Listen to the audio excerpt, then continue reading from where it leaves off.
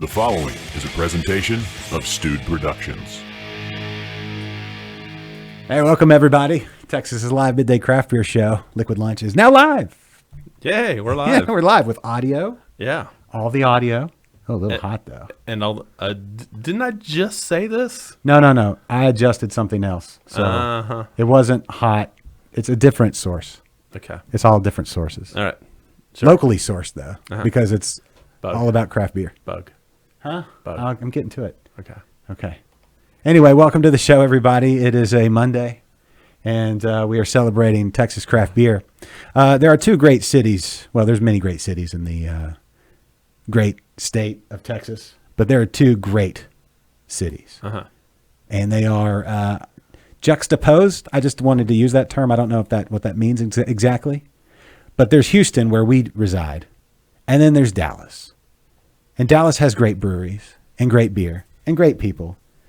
And Steve Porcari is here with us today. We searched the whole world, all four corners of the globe, and figured out that Dallas has four corners of their own. So anyway, Steve, how are you, sir? I'm doing great. How are you guys? We are hunky-dory. Hey, Grant, thanks for watching today. Wait, you should not be. What is going on? See, okay, we have, Steve, I'm sorry to jump right into this, but we have people that jump on our chats and streams, and they're regulars. Grant happens to be starting high school today, and I don't know how he's getting away with watching this at school. So this will be educational, Grant, so we'll chalk it up to that. How about that? We're learning geography, we're learning history, we're learning brewing science, and social studies as well. Right, Steve? I think. Sure. I'm good. I'm good at all that. Okay, good. So how are things in Dallas? Hot. Yes. Just about what you'd expect this time of year. Yeah, it is really hot. I mowed the yard yesterday, not to get into lawn talk too early. Normally we keep this for the last quarter of the show, Steve. No, I'm not getting into details. I'm just saying I lost 6 pounds and I was chugging water the whole time. I like to weigh before and after. It's weird, but I do it. Yeah, I got a new trimmer this past Friday, so it's the most exciting I've been to mow the lawn in a long time. Hold on. What'd you get? Oh, no. He brought it up. No. I got an electric. I've had a gas Echo forever, and I just got tired of tugging on that thing. Yep. So I got an electric Cobalt from Lowe's. I love it. Does it have the spools, the auto feeding spools? Yes. Okay. Is it 40 volt or like 20 or what? No, 40. Had to go 40. Yeah. Right. I've got the same thing. I have to jump in here, No, hold on. and I hate the long talk. What? I have to jump in. Is this battery powered or? Yeah. That's what I just said. 40 volt. He said electric. Yeah. 40 volt. Electric. Oh, yeah. Electric 40 could volt have battery. a plug, an extension cord. You plug in the wall. No, not since All like right. 1982. My grandmother had one of those. She had an electric lawnmower back in the day with a extension cord you had to pull behind you. Are you going to put that bug in? I'm working on it, but things popped up. Sorry. That's not it. Yeah, I'm going to work on it. No, you do it. Can you do it? I've got the wrong one. Yeah. Sorry. I don't know what I just did. Anyway, you put in the bug. Anyway, speaking of bugs, you doing any like bug treatment for the yard as well? Or I'm just kidding, Kennedy. No, we have a lot of army worms in the neighborhood, but I haven't gotten any yet. Okay, good. Yeah, I don't know that we deal with the army worms down here as much. A lot of, I'm sure you have fire ants up there just like we do. Oh yeah. I don't know how far. Tons of them. Yeah, I don't know how far north they go, but yeah, huge mounds down here. But yeah, the electric trimmer, when it's working, it works great. But I have the Black & Decker, which I don't know what level yours is on. Which one did you say you had? I got the Cobalt, basically because I already had a 40 volt Cobalt blower. Yeah. Okay. Yeah. See, that's the great thing. But you have to have, I need another charger. I don't have the rapid charger. I just have the one that they sent with it for all my different batteries. So I have one charger. So I got to think ahead of time and have everything charged and ready to go, or the day takes a lot longer. And it's about playing. It's like a brew day.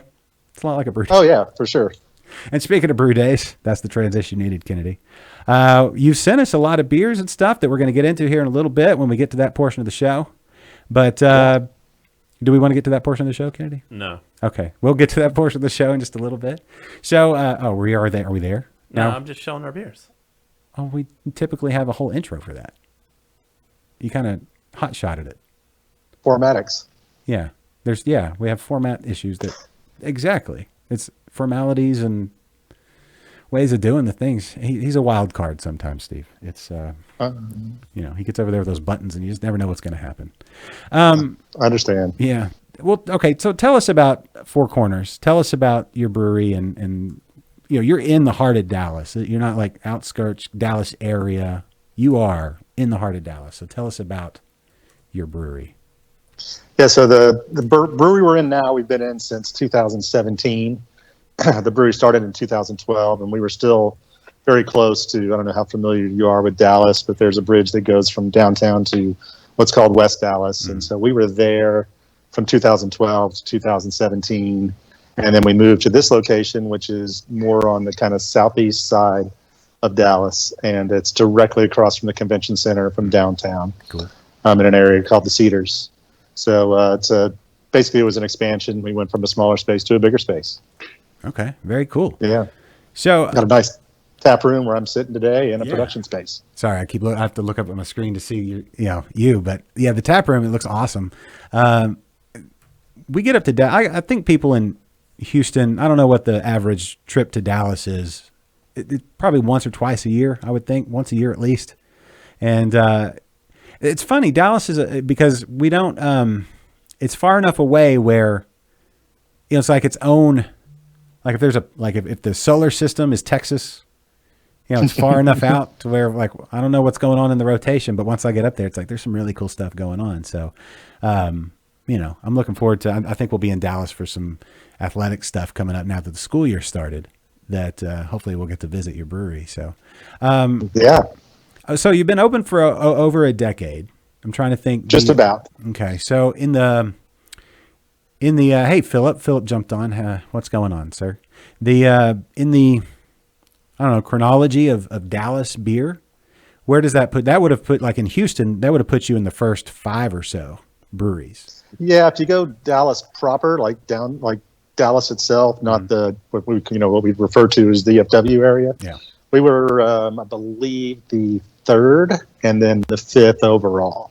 Okay. So there was one in McKinney and then one in Fort Worth, Raw in Fort Worth that had been around for quite a few years prior to the rest of us. The 3 in Dallas were Deep Ellum, Petacolis, Lakewood, and ourselves, and we all 3 opened up within a succession of about 3 months apart. Okay, that's cool.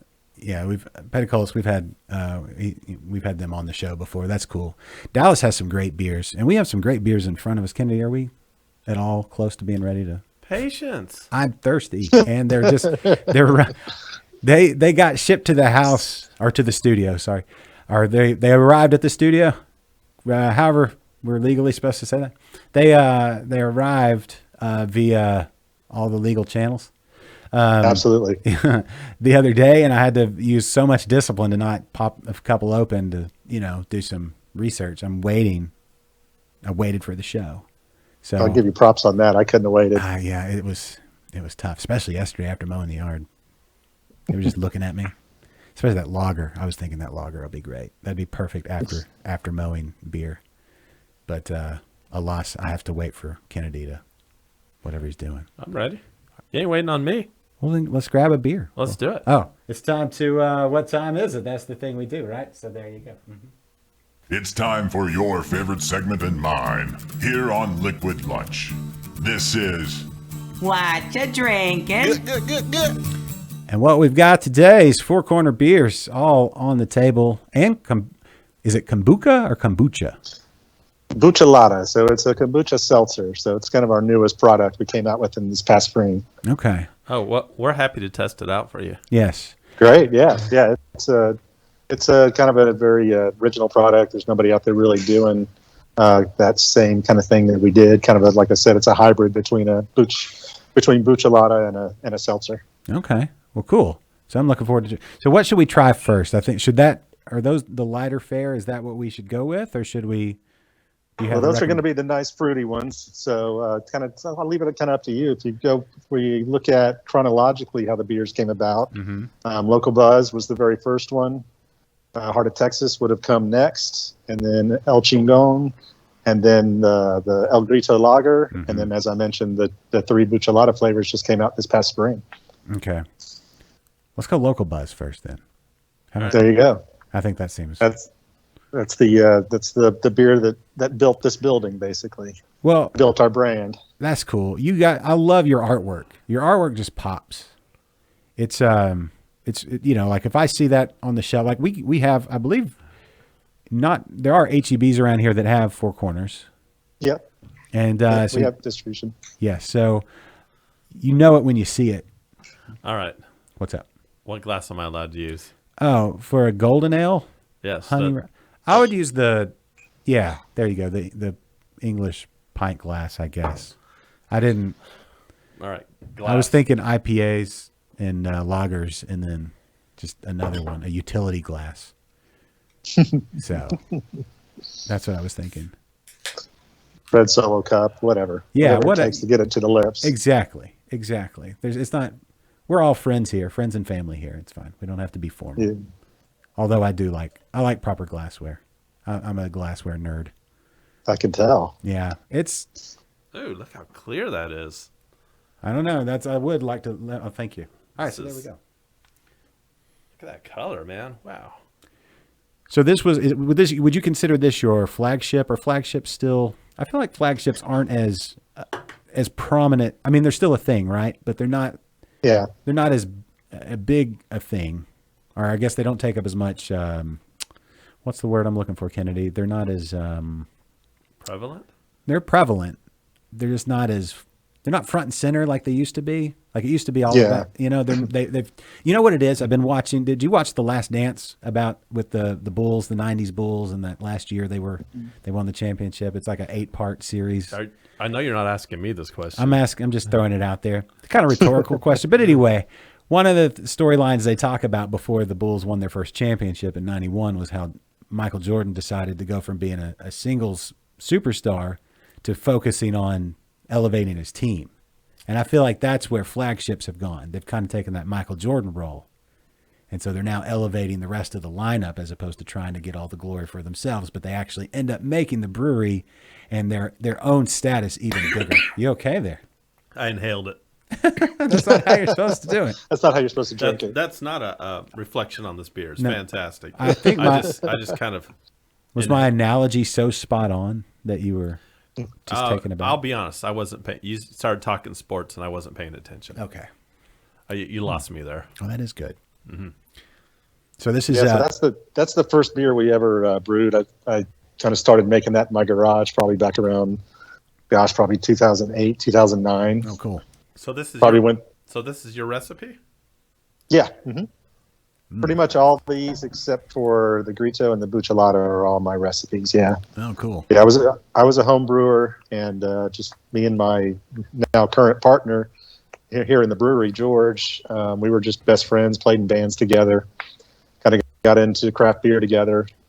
Spent way too much money on a homebrew kit, and spent a lot of time home brewing, and eventually turned into this. Yeah. But yeah, that local buzz probably went through about 100 different iterations. And I think what we finally settled on was the original one that I brewed the first time. Yeah, it's good. I like the rye gives a little bit of, what's the percentage of rye? Because it gives a little pepper. It's about 5%. So it's just enough to give a little bit of spice, but not overwhelm. I like that rye spice. Yeah, and just a little hint of honey. Yeah. Man, it's great. You get the honey aroma and the flavor, but the sweetness is not. I like it's dry. Yeah. I like it. Yeah. I like it a lot.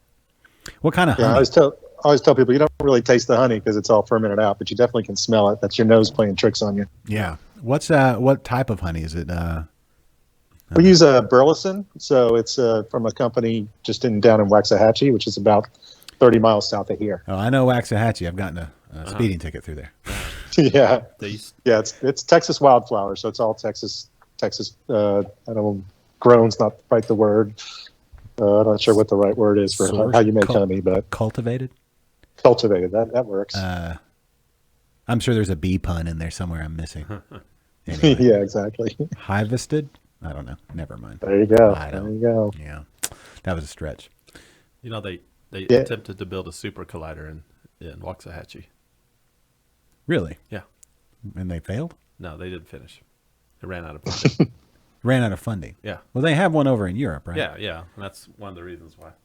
Never mind. Sorry. Bunch of No, a super collider. Useless trivia in this head. No. I didn't realize that they tried to build a super collider Yeah, in Waxahachie. They did, yes. I'm glad they built it in Europe. I feel like if a black hole opens up or something like that, I'd rather it be Well, the further. black hole opened up on Earth. Doesn't matter where it opens up. We'd all be sucked in. Yeah, we'd all be screwed. I just would like a moment to be like, what'd y'all do? And then that's, Yeah. Yes. if it's in Waxahachie, I don't have that moment. No. Anyway, this is delicious. I like what hops are in. Give me that. I need a can. Is there hop information and all that good stuff? Yeah. What No, there's not. We use Mount Hood, which is kind of an American variation off of a like a Hallertau, Okay. and then we use Centennial. Okay. Cool. So, and then bitterings, it's CTZ. Okay. CTC. We used to use Sterling in it, and then I couldn't get Sterling anymore, and we switched to Cascade, and then I liked the Centennial better. We ran out of Cascade one day and used Centennial instead. Okay. I thought it really kind of helped. That gave it a little bit more of a citrus flavor It's super that drinkable. we weren't getting. Like this is. I mean, it's super drinkable. This would be a great. Now that I know everybody's checking out with sports, I guess this is not a sports crossover show at all. But No. some people in our audience enjoy sports. Football's about to start here in Texas High school football. That's exciting. Yeah. Yeah. Anyway, I'm not saying you drink it at a high school football game, but college watching on TV. It's really nice. Once the weather cools down to somewhere in like the lower to mid 80s, sitting out in the backyard, maybe with the TV out there, yeah. Definitely. In a parking lot somewhere. Mm-hmm. Yeah, it's really nice.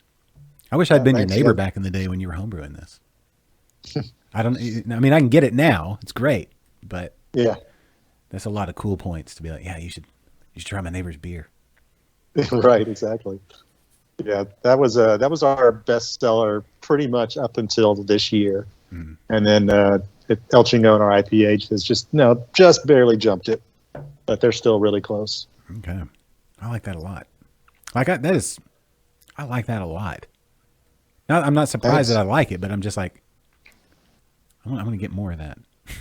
That's good. It's a good easy. When we started doing recipes, my thing was, I was really into doing, big IPAs and really hoppy stuff, but I really wanted to make beer for people who were Miller Lite drinkers, specifically a beer my mom would enjoy, Yeah. And so that's kind of where the recipes came from, kind of the balance that we put into all of them. So does your mom enjoy this beer? Yes, she does very much. The Heart of Texas is her absolute favorite, but those two are the ones she drinks the most for sure. That's Yes, cool. my fiance, that's her favorite style too, the red ale. Yeah. Yeah. That is the red ale, right? It is the red ale. Yep. Yep. Very cool. So tell us more about like the Dallas scene overall. Like I'm very entrenched in the Houston scene, I've done interbrews for 10 years and interviewed a ton of people, and I don't get to Dallas as much as I would like to try the beers. What if you could describe it to, I don't know, a Houstonian or any outsider, how would you like the vibe? Is it, I know it's a I'd say it's probably pretty similar to Houston. I was actually just down in Houston for an event. I'm from Houston originally. Oh, cool. But I've lived here. What part of Houston? I went to Memorial High School, so the whole Spring Branch area was where I spent the majority of my time. Oh, okay. But also lived a little while out in Kingwood. But my dad still lives down in Dickinson. My mom moved up here when I had my kids, so she could be closer to the kid. But yeah, no, I think they're really similar, just based on the last time I was down there and just kind of looking at the beers. It's like we've got a good number. I'd say we've got probably 6 to 8, or 8, maybe more than that. About 8, I guess, maybe 10. What I would call real production breweries, and then you've got a whole bunch of the smaller guys, that are doing specializing in the hazies and doing the 16-ounce 4-packs out the door. So there's quite a few of those. We've seen more of those open than anything else. Yeah. And I feel like that's pretty similar to what's going on down there, but I may be wrong. No, that sounds about right. I like that when you start talking about what part of town when you said Dickinson, I'm like, oh, there's like 4 breweries in that area. You said Spring Branch. I'm like, oh, there's 4J. Yeah. I think of geographically, everything is related to a brewery for me. Yes, we have a brewery in Spring Branch. Yeah. Wow. Yeah. Yeah, So, there wouldn't have been anything like that when I was there. yeah, all the little nooks and crannies of Houston are starting to get their own breweries and little neighborhood spots. But yeah, there are the bigger guys that, similar. Yeah, no, I like that too. It's the old English model, Yeah. where, and every neighborhood had its own little, ale house. Yes. And that's, that helps to build community. That's the thing that's about this show, trying to build, community around beer here in Texas and celebrating all the little communities that we don't get to, I don't get to hang out in your neighborhood, and I don't hang out in Kennedy's neighborhood all that often. And, but to come together and celebrate that and shine a little light on it. And then maybe if I'm in the area, hey, let's go grab a beer, that kind of thing. So that's super cool. Yes, Philip, they do distribute to Houston. Kingwood, yes. Yep. Do y'all distribute to Kingwood specifically? I'm sure we're with Silver Eagle down there, and Silver Eagle pretty much covers the whole Houston metropolitan area. So I would say yes. HEB, Kroger, those would be our biggest. Obviously, Specs, Total Wine. You can always find it at either one of those. I think we only have in cans. I think we only have Buzz, Chingon, and Greedo. Okay. Yes, they available in cans. Definitely have them in the HEBs here. Yeah. I've seen you guys. Cool. What are we gonna drink second? Oh. Kind of smashed that beer pretty fast. It was really good. I want to go. Well, we're only drinking half beer, so yeah, that's fine. I want to go with the lager. Let's do the lager. Yes. Put it in the lager glass, though. I know what the lager glass. Look, sometimes I listen to you, Josh. Sometimes I listen to about your special drinking glasses. I like everything to be a ritual. So yes, I do listen to you sometimes. I like everything to be way more complicated than it needs to be. I don't know. Amen to that. It's my calling in life. It's so we can celebrate all the little intricate parts. Just like I'm gonna do something here. What's that? Go ahead, keep going. What are you gonna do? Are you gonna pour 2 of them? You're not gonna do a double pour at the same time, are you? Yeah, blend them. No, I don't know. He's getting. No, if you notice, they're both gone. They're both gone. Yes, we're gonna have ourselves a full beer. Oh. Because I feel like good things are going to be happening with the lager. Oh, okay, cool. Yeah, 4.5%. You'll be fine. Oh, it's fine. It's a lunch beer. We'll actually have some lunch after the show. And that's the only thing. Like, you can't really eat. Oh, what's for lunch? I don't know yet. You can't really eat on a lot. I've got some slow roasted pork in there. I made some pulled pork sandwiches with it, and it was good. But there may be some of that left. That's the only problem. You can't eat on a stream like when you're talking. We don't want to. No, it makes it difficult. Yeah, when you're smacking into a microphone. So kind of have to drink the beers and then remember them while I eat afterward. But it's probably not the brightest thing in the world for me to pour over my brand new computer. Yeah, that was a. Look at that. And then another super clear beer. So this lager, was this one that you homebrewed as well?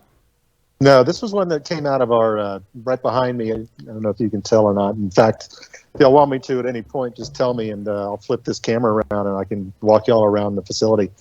But we have a 7-barrel system in our tap room that's right here behind me, and so that beer was created in there. That's really good. Just it was kind of our take on a Mexican lager. It's really that turned into more of a hybrid. Of a not so much it's still got all the ingredients of the Mexican lager, but we use Equinaut hops in it, which has got a little bit more of a noble feel to it, and then we use a Czechoslovakian style, like a Czech Pils style yeast in it. Okay, it's super clean and nice. I mean, it does have that Mexican lager with it's got corn in the grist, right? But it's it's clean and just super. Like, I don't know why. Like my local, like here in our neighborhood, like our Tex-Mex place, they don't put craft beer on tap, and I feel like that there's like a beer like this just needs to, just like slide them a glass and be like, try that with your tacos or whatever, your fajitas, all of that, and then they would. Yeah, we've been able to infiltrate with our branding. Okay. Oh, well, that, you know what, that Yeah. makes sense. It does make Yeah. sense actually a lot, and that's what I love the branding as well. So maybe I just Yeah. slide on in there and be like, hey, And Check this long out. long time listener Danny. over in Florida. Yeah, Florida. He used to live here in Texas. Now he's in Florida. So he's had several of these. Oh, good. There you go, Danny. He used to live in Wichita Falls, so he probably Oh, he probably had a lot of Four Corners. Yeah, yeah. That's really We've good. been distributing up there for a long time. I really want like some tortilla chips and some guacamole or something. Some nachos. Seriously, that is really good. That is Yeah, really that's good. what we have. That's what we have up here in the kitchen. So, What'd you call it? Crispy boys? Yeah, The guys who like the lagers? yeah, The crispy boys? yeah. Or you can call the beer a crispy boy. Yeah. yeah, that one would fall in line, I believe. Yeah, I think so. I don't know if there's a technical like criteria to be considered a crispy boy. Mm-hmm. But this, to me, this would be a crispy boy, or one who enjoys it is also a crispy boy. I'm actually lagering a beer as we speak. Your Oktoberfest, My Oktoberfest, yeah. Steve. Do y'all have an Yes. an Oktoberfest? No, we're kind of anti-Oktoberfest. I respect that. There's a Everybody lot of else, them. everybody else does one. For a while, we were doing some playing around with some different dark ales that we would put out in the fall, and we'll have one on. We've got a Marzen in the tank in here. We'll have it on the small batch system for sure, but not for production, not for Senator stores. There you go. Well, I like the small batch, the the small system and the big system. It gives a lot of flexibility. You can try new things out, and then tap room exclusive stuff. What like now you mentioned the Marzen or Marzen or however it's pronounced. What else do you have that's tap room exclusive? Well, since we had National IPA Day, what was that, week and a half ago, I guess, we've got a bunch of IPAs on tap. Okay. We've got an Imperial Pilsner, Hoppy Imperial Pilsner on tap. That's great. We've got a couple of different, we've got a double IPA, Super Chingon, which is basically we took that La Chingona recipe and ditched all the weed out of it. And, but we went ahead and fermented it at a higher temp. So you get some esters out of it. I really like Belgian IPAs, and you can't find them. And so we were just kind of playing around with being able to do that without having to actually use a Belgian yeast. That's cool. Yeah, Belgian IPAs had a moment for about 7.5 months in 2017. Yeah, well, Sometime. Yeah, and the Brute IPA is even less than that. Yes, but That was about a 4-month thing. yeah, but there are some really good Belgian IPAs. It was that and like Brett IPAs and things like that I don't feel like they got. There wasn't enough time to really delve into all the. I missed the Bread IPA. Yeah, that's it's like these awesome beers that kind of were here for a moment and then they left, and maybe people and then some people will do them tap room only, that kind of thing. But there's a whole My two favorite styles are the black IPA and the Belgian IPA. yeah, the black IPA. That's another one, right? The Cascadian Dark Ale, however you want to, that whole it was here for a hot minute, and then everybody was like, "What else?" It's like, well, hold on, can't we just this is good. can't we just stay here for a little bit and figure out what makes the best ones really good and celebrate that? But it was I think tap room only stuff. That's that's great. It lets us get back to those versions of IPA. So many versions. We've got probably 15 taps that are dedicated just to taproom only stuff. That's cool. So that's one of those things where it's like you hear that, everybody listening, watching later. It pays to, and not just pays, but how exciting is that to go, you've tried the beers that you found in your local grocery store, local store. But to go and really experience what a brewery has to offer, like Four Corners, you got to go to the tap room and see and feel and smell and taste and touch. Oh yeah, and we got lots of it. What was that, Kennedy? I hit a wrong button. Oh, Steve, are you still involved in the brewing process? Oh yeah, for sure. I don't do much brewing. I never really did. We hired a brewer right off the bat, and I was working my day job for about the first year and a half of the brewery, and then it's kind of just been operations guy. But I'm still very hands on as far as when we make changes, ingredient changes, and discuss what types of beer we're going to do. But as far as brewing, I haven't been able to do much of that. I just redid my garage at my house where it all started, and I made it real nice for my homebrew setup, and I haven't used it once. So I need to take some time off and do that. Yeah. What are some of your? We have a lot of homebrewers here, who follow the show. What are some of your favorite beers to brew? Well, I mean, all these that you're about to drink. The Heart of Texas it started out as an imperial red ale. I used to brew that one a bunch.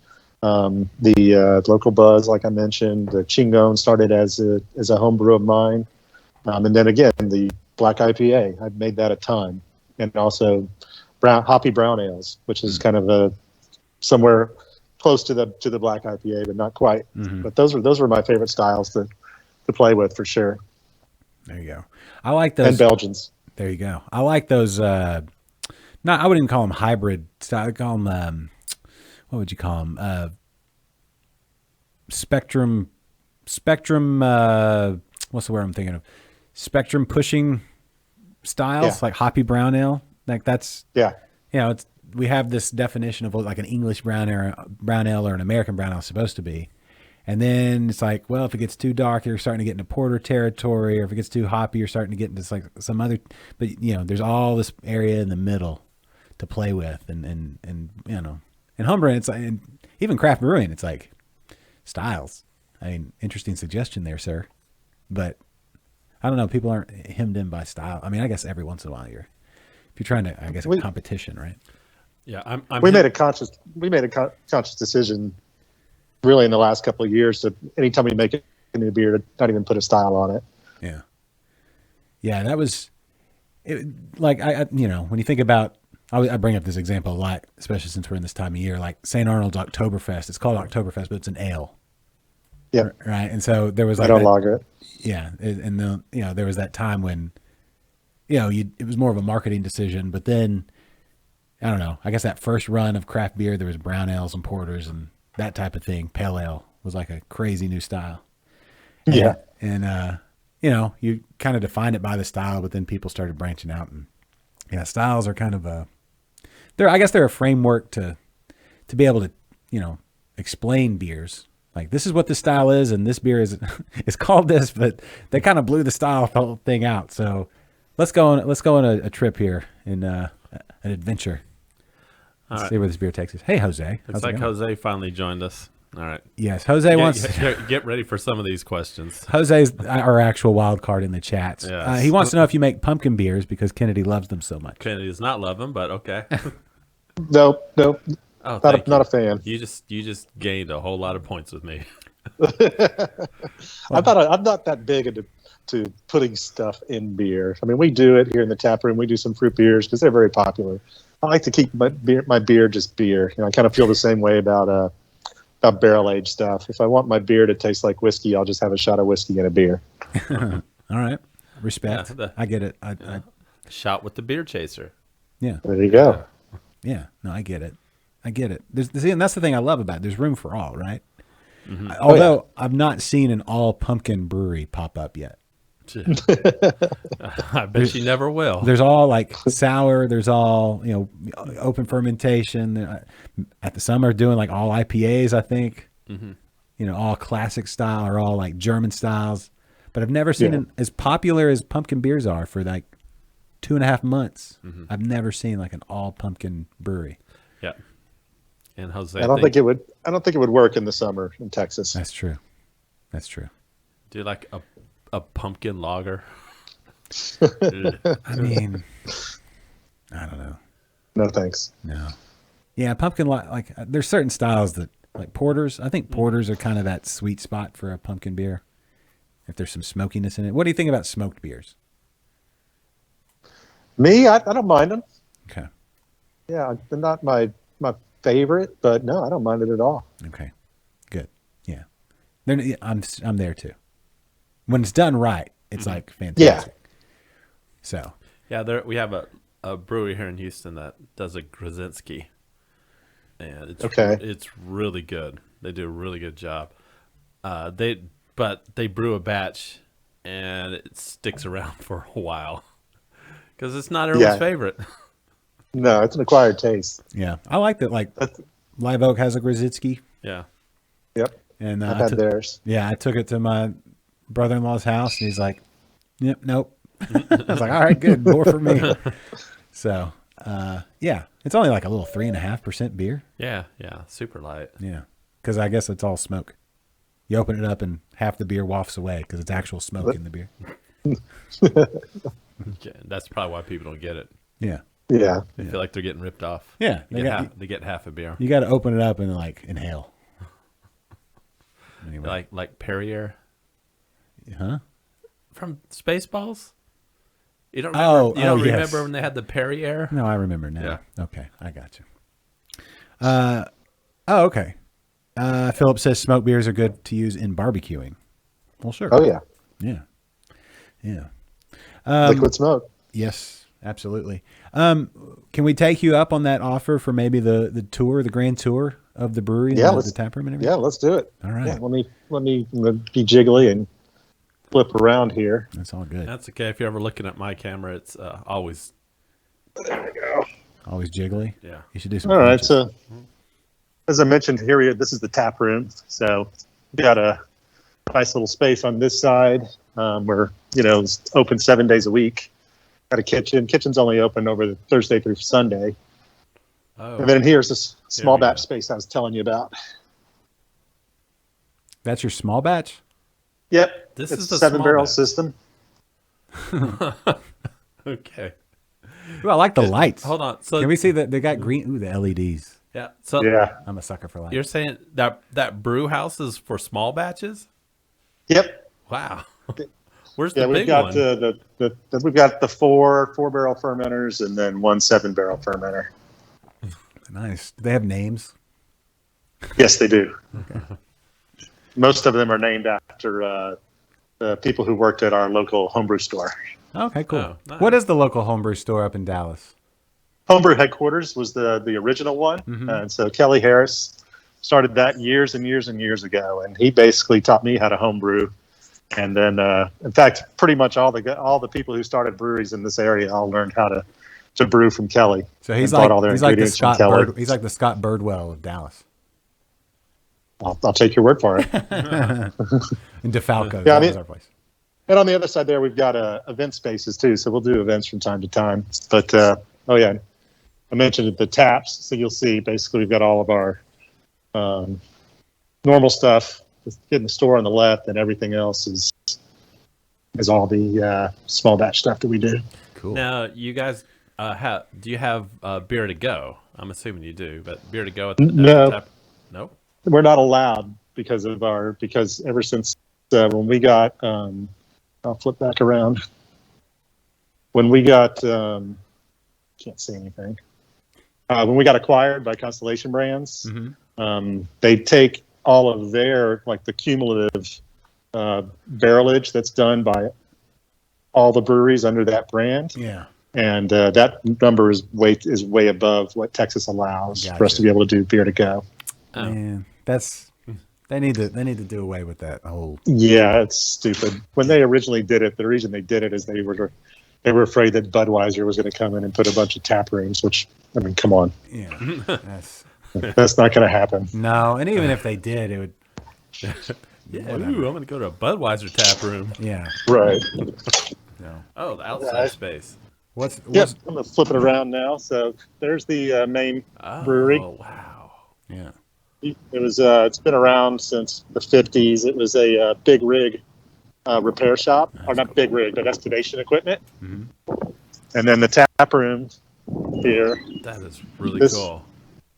Yeah, so this was this. There used to be in that vacant lot over there. There used to be a hotel that was built in the 1890s, and it burned down a couple of years ago, unfortunately. Oh man. But this was the stables for it, where they kept the horses. Oh, that's Wow, cool. So- cool. Yeah, so we tried to keep it. I kind of could see from inside, but we didn't change it much. We tried to keep it as much original as we possibly could, so that still had that vibe, that late 1800s, early 1900s vibe. Do you have any like posts and stuff if anybody wants to cruise up with their horse, or has anybody ever ridden up in the horse? No, no one has ever done that. But if they're more than welcome to, we can tie them up to the silos here. Okay. Isn't there a Texas law where you have to have a hitching post or something like that? There might I don't be. know about that. I felt like there was at one point. Like maybe they just got rid of We're it. going into the brewery. Oh, Yes. I'm so this excited is where right now. this is where the fun happens. So that's my desk over there, where I spend all my time. Oh, I'm jealous of your desk.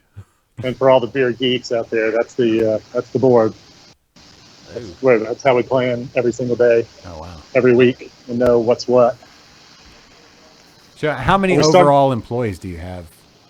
We've got in the on the production side, we've got about a dozen, Okay. and then we've got 4 that are in sales, and another 8 to 10 over in the tap room, and then a few that help out with marketing. Cool. Oh, this is really cool. Yeah, so this is the brew house here. We started out with a 30 barrel system at the old place, and then when we moved here, we went ahead and just bought pretty much all brand new stuff and sold all that stuff. So we got this 50 barrel system. It's a 4 vessel system. Oh. It's highly efficient. So we're all up here so we can get a good view down the. I don't think there's any other shows to do. 50 barrels at a time here. It takes about, just like a home brew, it takes about 4 to 5 hours depending on what you're brewing. Uh-huh. And down here are all the tanks. Are those? So How big are those? Are those 50 barrel? So the ones on the left are 100 barrels. Okay. And then on the end, we've got some 60 barrels. Okay. And then the ones on the right, there's 4 that are 200, and the 2 at the end are 300s. Okay. So we'll typically do anywhere from 8 to 10 brews a week. And so we'll do 2 shifts and do 4 brews to fill up the 2 barrels or the 200 barrels. And then we're filling up the 300. We'll do 2 one day, and then the next day put 4 more in. And you guys are brewing a whole lot. Yeah, it's funny. We go back to, our first year we did like 1,600 barrels. Yeah. And I think we probably do that, in a couple, in about 3 weeks these days. So when you're filling up a 200 barrel fermenter, and forgive my ignorance, I just do you wait to pitch the yeast at the very end, or do you get that first batch? Do you pitch a little, and then how does that work? Yeah, we'll grow it up. So what we'll do is we'll pitch some in, and then we'll throw 1 batch on it, and then do the other 3 batches the next day. And then do you have to pitch any more after that, or is it just like the yeast does what yeast does? Nope. That should be, we've got it down to pretty much a science to where we can just throw as much as we need, and then it'll grow up overnight to get to what we need for the complete 200 or even the 300 barrel. Okay. So these are the 60s. All these came from our old brewery. How hot is it in there right now? We've got some big ass fans, so it depends on brew days. It gets pretty warm. Right now, I'd say it's probably high 80s. Yeah, those big ass fans. Yeah. Props to them. Not a sponsor, but they are. Yes. They work. That- Those things are great. Yeah. So aerated water system right there. So if we ever need to adjust our ABVs, we like to overshoot so we don't get in trouble with the TTV. We've got deaerated water we can throw in. How's the water in Dallas? Does it pose any? It's perfect for ales. We don't do anything special to it. We just filter it. Okay. And over here's the canning line. They just finished up for the day, or else see it running. But it's a 24 head or 20 head and 4 seamers. So it'll do, with our setup right now, we can do right at about 150 cans a minute in 6-packs. So it runs pretty fast. And everything goes into a carton. And this is the cartoning machine here. Have y'all run into any issues with sourcing cans or anything like that with any of the shortages or anything that we've had? No, we've been pretty good about being able to stay ahead of it. So we've got some these are all empty cans down at the end. We've got some off-site storage that we use, and so as soon as I started hearing anything about possible shortages, I decided to go ahead and stock up. So we stocked up on specifically the Chingon and the Buzz cans. So we haven't had really any issues yet. That's cool. Knock on wood. Yeah, right. Yeah.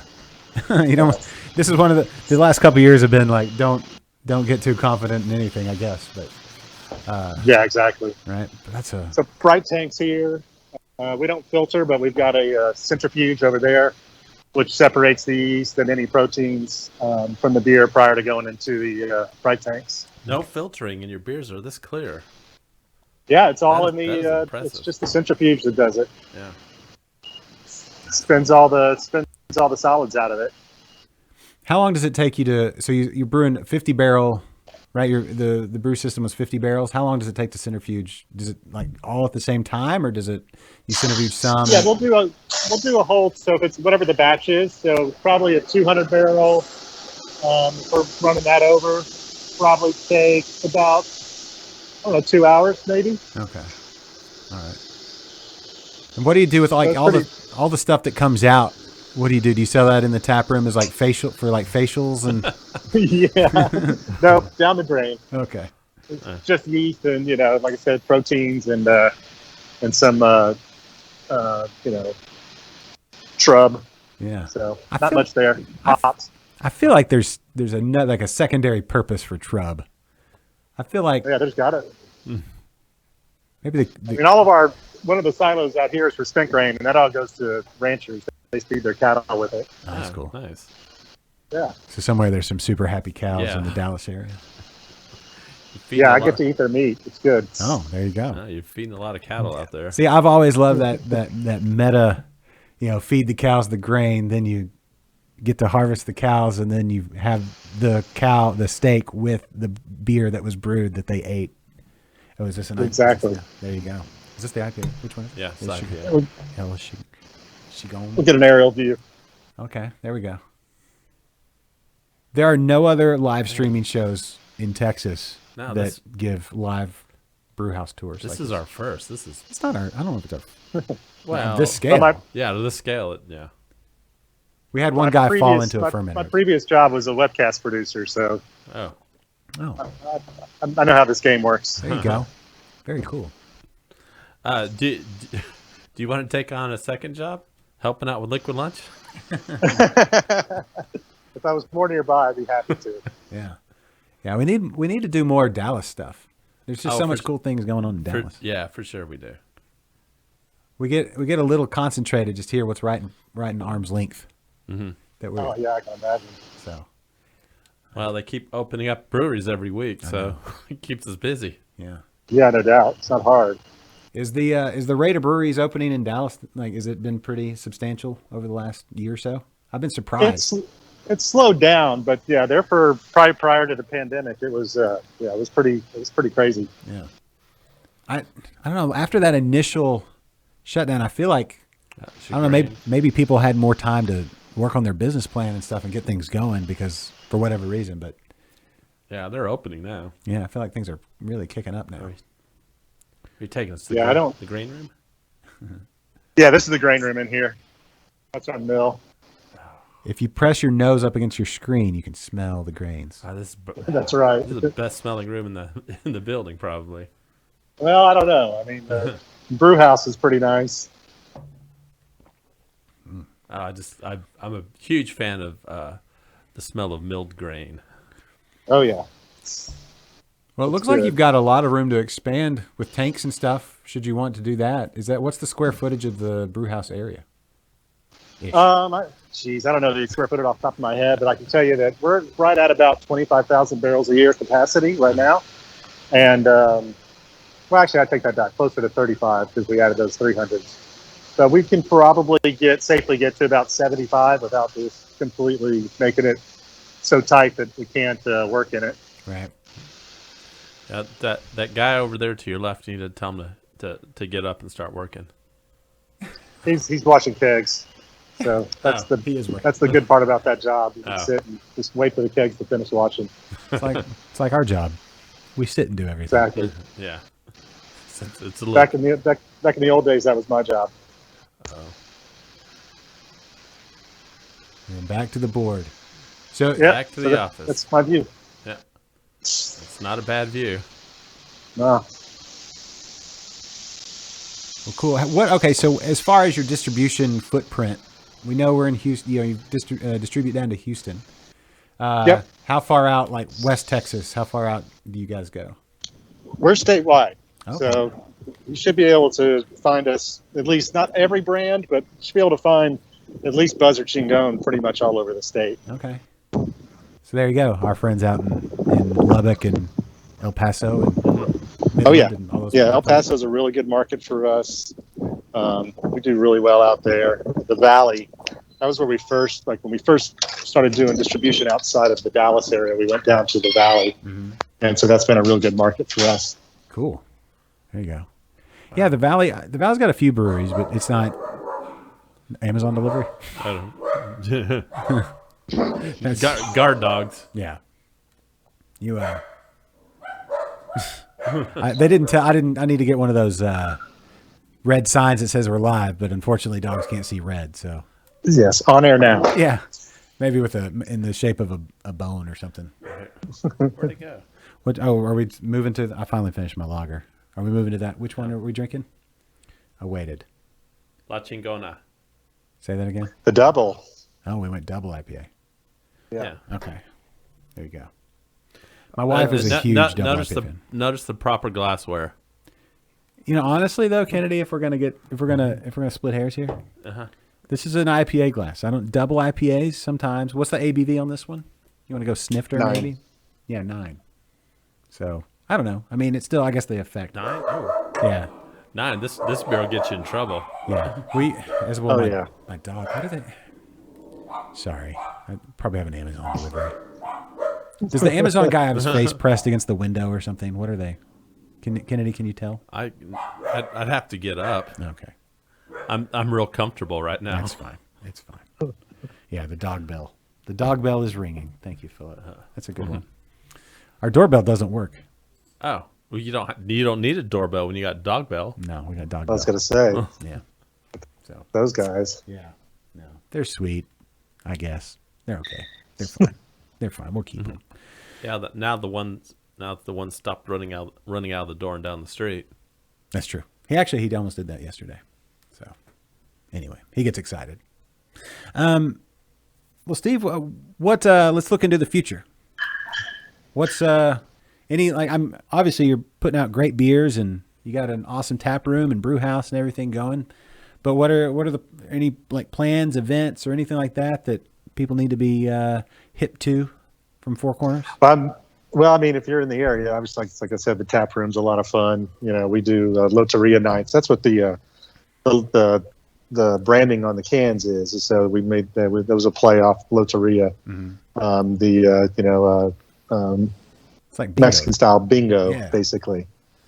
So that's a big draw on Thursdays. We do it's a lot of fun too. But yeah, just keep doing what we're doing. We've got some seasonals. We didn't do any seasonals last year just because of the pandemic. We try to keep things close, just stuck to the regular beers. We've got a group of seasonals that are going to come out. We've got a new 19.2 that we're going to do that's called Malt Liquor. It's going to be a craft take on a malt liquor. Oh, really good. fantastic! So yeah, look for that. And then, Are you going to distribute them in 40-ounce bottles? Can? No, I wish it'll be a no. 19.2 ounce can, like the Chingones I sent you. Jose says you're El Barraco. Is that how you say that? No. Borracho? El Borracho. Borracho in the Loteria. What does that mean? Borracho means drunk. Oh, Yes. I'm the drunk in the spot game. on, Jose. Yeah. Sorry, Steve. I grew up in Arkansas. I have to give him Spanish lessons And it doesn't stick. constantly. Yeah. It doesn't stick. It doesn't stick at all. No. And he pronounces every Spanish name in like about as white as you can get. Not Yes. sometimes correctly though. Well, Yeah, we're not going to go my there. my partner George is Hispanic, so he drives that. And anytime he comes up with a new name, I got to look it up. Well, just ask us sometime about the whole Blanco Yes. controversy. The- Not controversy. Just, The city of Blanco is actually pronounced Blanco, not Blanco. yeah. Yes, That I'm was- aware. That Yeah. was, oh, okay. That was a source of contention for a while. Not until- really, just for you. until Josh took it upon himself to call the Chamber of Commerce. Yeah, we called them live on air, and they, very Yes. sweet lady. Yeah. I can't remember her name off the top of my head, but she explained to us It's pronunciation. It's Blanco, not Blanco. No. Yeah. I was so Yeah, upset. my first great beer adventure was down to see Real Ale before they moved, when they were still in the basement under the square down there. And Yeah. I met with their keg cleaner, and he set us straight on the name that day. Yeah. Oh, was this a keg cleaners convention? It's just one old dude down there cleaning kegs on a Saturday. It was a pretty cool little space. Yeah. When was that? When did they moved? The new one was like 2012 or something, or maybe a little later than that. But Yeah. it was, they've been open since what, 96, 97? Yeah, this would have been early 2000s, maybe 03, probably 02, 03. Yeah. Yeah. Texas has an awesome beer history. And Yeah. so that's cool. Jose said you are La Dama, What does that mean? the lady. Oh, yeah. Thank you. Very sweet of you to say, Jose. He's finally getting on and giving you crap today. It's not me. No, it's fine. Whatever role I need to play to make the game work, it's all good. I'm just here for a good time. There you go. Yeah. What do you yell out? You don't yell bingo. You yell lotteria? Yep. Okay. Yep. Cool. I want to get up there and play sometime. Thursdays, right? Thursdays. Yep. It's a lot of fun. You want to go, Kennedy? I do. We sell a lot of El Grito on Loteria night. I bet. And people bring their own stuff to make micheladas with it too. There you go. That is good. Great beer, though. Great beer. I don't know that we're going to be able to get to every beer No, and still function. I don't think we are. But let's talk about Especially going straight to the 9%. Yeah, he went. I'll be honest. I didn't realize it was a 9%. Like when I grabbed it, okay. So my thinking was, I just grabbed another one. I'm not a big fan of the red ale, so I went towards the next can available. Ah. And the big can of regular Chingon was kind of like Intimidating. my vision's obscured. I have an iPad right here in front of it. Yeah. So I didn't see it. Yeah. So that was my thinking. Yeah. I didn't mean to go just towards the right towards the 9%. No, but does it have like Belgian candy syrup or anything like that in it? It has like a real not a sweet, well, yeah, kind of like a sweetness. It's really good. I like the Yeah, that's a red wheat. it's Yeah, we nice. use quite a bit of red wheat in it. Okay. All right. So Philip, one of our best watchers here, he's one Uses both eyes. one of the longtime ones. He's about to go to Dallas, and Oh, great. Yeah, and apparently he's going to go play lottery. There you Oh, go. sweet. Oh, There you go. All right, Philip, represent well. Okay, don't embarrass us. Win. We need a winners. Tell them that Steve said his first beer is on me. Oh, there you go. there you Did go. you hear that, Philip? You got a free beer. Yeah. Cool. Just send us a picture with Steve or whatever. Very cool. All right. So throw up the tap room hours again. You had the tap room hours, right? I do. Throw those up again.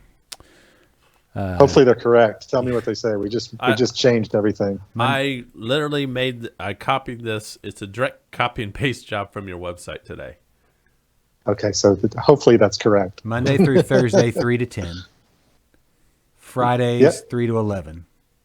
Saturday, noon to 11. Sunday, noon to 8. That's it. There you go. There you go. All right. Sunday, Perfect. get done with church and head over to the tap room. That's right. Or Saturday night. Or if you want on Sunday, if you want to go to the late service, you can go to the tap room and stream it. You could do that too. Stream it live. Yeah. That's right. Yeah. Or go to the tap room early and then go to service. You could do that too. You go Sunday night. Yeah. Yeah. So either way, Just you may have to Uber to church. Right. they just want you there. It's all good. And if you bring beers for the deacons, it's all good. Probably. And Danny, big fan of your beers. There you go. Yeah. Sweet. Thank you, Danny. All right. Well, Steve, we don't want to take up too much of your time today, sir. But thank you for the beers and the time and the tour and just continuing to put out awesome Four Corners beer and everything you're doing there in the tap room and for Dallas and for Texas and these are great beers. I haven't had anything that I haven't just absolutely loved. It's just awesome. So I got more beer to try. Mm-hmm. Well, you think you do. Oh, did you already pack it away? Until I take it, yeah. Before, so we didn't crack open what are the kombucha The kombucha seltzers. What were we calling those again? Buchelada. Buchelada. Yeah, you won't be able to find those in Houston just yet. We're just in Austin, Dallas, and the Valley right now. Okay. All right. So anybody watching or listening right now in the Houston area, we have some fresh bucheladas on sale. Oh, yeah. Only place you can get them, $10 a can. There you go. I'm not selling them. You wouldn't sell it for $10 a can? No. $20 a can? Would you No. sell it? $100 a can? No. I would. I would too. I don't want to skirt the law like that, Kennedy. Oh yeah, I guess we do everything. Us selling this would be technically illegal. And yeah, I was just kidding. By the way, yeah, for entertainment purposes only. Yes, was that scenario put out? All right. Well, Steve, is there anything else?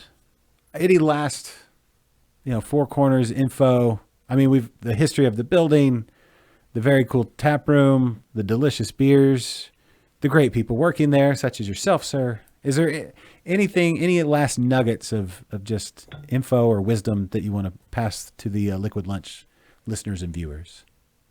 Nothing I could think of. Just thanks for loving beer. I don't really care whose beer you're drinking. Just keep drinking it. It helps us all out. Yeah. There you go. All right. Well, Steve, we'll let you get about your day. But again, thank you so much for taking the time to be on our show, our humble little show here. Yeah, so we appreciate it very much. And thanks also for the beers. Yeah, no problem. As we come out with that new stuff, I'll shoot some down to you. Okay. Oh, yes. Well, we'll take it. Same address. And don't send it. Next time I'm in Houston, we'll go have a beer somewhere. Yes. Yes. Absolutely. We may have an updated address where you need to send those. No, that's the address that you got. That's here in the studio. That's the one. Do not, if Kennedy sends you some, don't. That's spam. That's all spam mail. All right. Well, Steve Porcari, everybody. Four Corners Brewing Company, Dallas, Texas, the Big D, and delicious beers. Available in probably your local HEB, depending on what market you're in, but most likely HEB, Kroger, Specs, all those. Total Wine. Wine. Yep. Go try some. I mean, the local buzz is fantastic. That is super drinkable. Mm-hmm. This double IPA is really good. It's 9% though. Pace yourself because it is that good. It's gonna El Grito. That's really good too. That's my fave out of all of them. It's really good too. Sweet. Just there for all kinds of different needs. The needs. Yeah. All right. Well, thank you so much, Steve. All right. And have a wonderful, thanks, guys. wonderful rest of your day, sir. Yeah. Same to you. All later. Right. See you later. This is where we do the awkward ending of the Skype call. Just hit end call. That's all I got to do. I got to, but my computer wasn't working. No. Great ending. I think he did. I think he did a good job. Yeah. I don't know. He's professional. He has. He is. He's done the webcasting before, so I think he's good. Yeah. He's frozen. He's good. He's gone. Okay. Uh-huh. Where's my... Did we start at noon? No, Jose. We started at like a weird time today. We started at around 12:30ish. Yeah. So that's probably going to be our time going forward for the school year. Yes, those who only watch on YouTube, I'm sorry, you're going to have to get the notifications. Do that. Hit that bell. Hit the bell. Smash that like button. Or Jose, I will personally email you every week our new start time because it may be all over the place. I don't think it's all over the place. Yeah. But anytime between 12 and 1 going forward. Just remember middays. That's all you have to remember, middays. Yeah. Just block out like a couple hours. Yes. Philip, look for their new stuff at Specs. It's I absolutely love this El Grito. It is really good. Wow, that's a great like I want to storm my Tex-Mex place down here and be like, you need this beer. Jose, do me a favor and send either to me personally or to Liquid Lunch. Send a. Oh wait, he's not on Facebook. Are you on Twitter? Are you on Instagram? How are we gonna get a hold of Jose? How do we get a hold of Jose? You don't. Jose gets a hold of you. All right, I think. Hold on, Jose. I'm gonna do something. I'm gonna do something for you, Jose. He's on Facebook. Well, he doesn't watch this on Facebook. Because YouTube's better. Well, yeah, obviously. It has YouTube's more better. features. It's a feature-rich environment. Uh-huh. Yeah. Hold on, Jose. And we're on Twitter. Are you on Twitter, Jose? Did we tweet on Twitter? Did we feed on Twitter? All right, Jose, hold on. Anyway. Mm-hmm. Is this where we're live streaming you texting him? Yes, it is. All right, you are on the Facebooks. Well, send me a personal message on Facebook or Liquid Lunch a personal message on Facebook. Or in a second, here we go. Yeah, he's on Twitter. Or send me that email right there, liquidlunchtexas@gmail.com. Email that, and I will personally send you a email every week telling you when we're starting that week. So one of those. Oh, we are friends on Facebook. Yes, I will. Okay. I will send you a Facebook message every week with our new start time of the week. Yeah. Because we don't want to miss Jose and your sweet comments. Yeah. And you got to leave in like 1 minute, right? Oh, I guess I do. The time's literally on our screen now. Yeah. No, yeah, I gotta move. I gotta go pick up Yeah. whatever. All right. Well, we'll Yeah, Right. you should feel special, Jose. yeah. And go ahead and give Josh more shit next week It's all right. than you do me. It's fine. I don't mind it. It's fantastic. I don't mind it. This is where I also say, hey, if you missed it last Tuesday, which was a different day, Kelly Meyer's interview with his new podcast and book, How Not to Open a damn brewery. I think that, or How Not to Start a Damn Brewery. Yeah. Start. I actually went back and watched it. And the conversation was great, right? Yeah, it was a good show. Even technically, not so great, but it was content wise. It was fantastic. I'll give you this: it is very difficult to switch cameras and hold a cogent conversation all at the same time, and then try and follow the comments to that. And next to impossible. I think I mentioned one or two comments. Yeah, and you give me a lot of shit for not not keeping up with the conversation sometimes. So now you know. Yeah, do better. and I'm also old. You got to put that in. You got to factor that into it. Yeah. Did you ever Google Afghanistan? I know what's going on in Afghanistan now. checking. Yes. Okay. Yes. Now I'm abreast of the situation. Good. All right. There's other stuff going on now too. We'll discuss that after the show. Yeah. All right. Thanks everybody for being a part of the show today, and to Steve Porcari, Four Corners Brewing Company, Dallas, Texas. Check them out. Go try their beers. This is our first time to have him on, Philip. Yes. Yeah. He was great. Great guest.